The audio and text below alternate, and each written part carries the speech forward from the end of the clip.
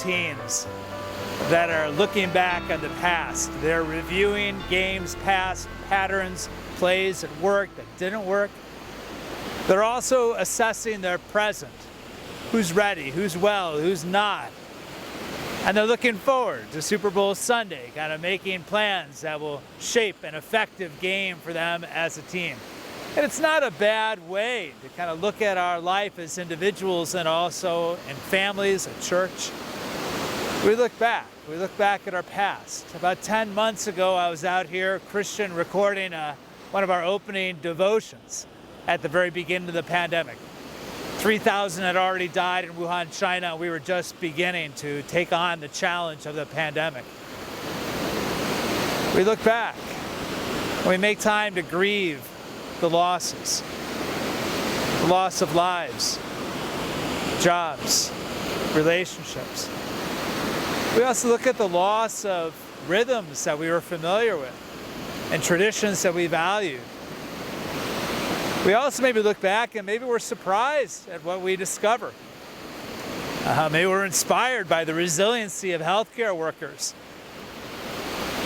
Maybe we're amazed at the creativity of families adapting in this time.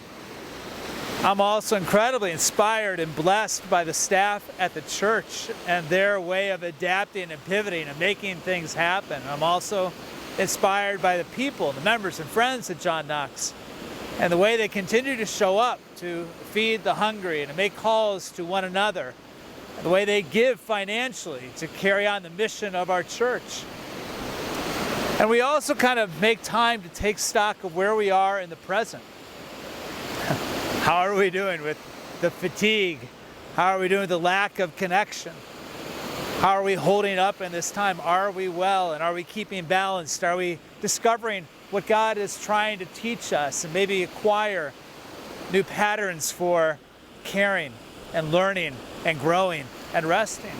Are we taking stock of where we are right now?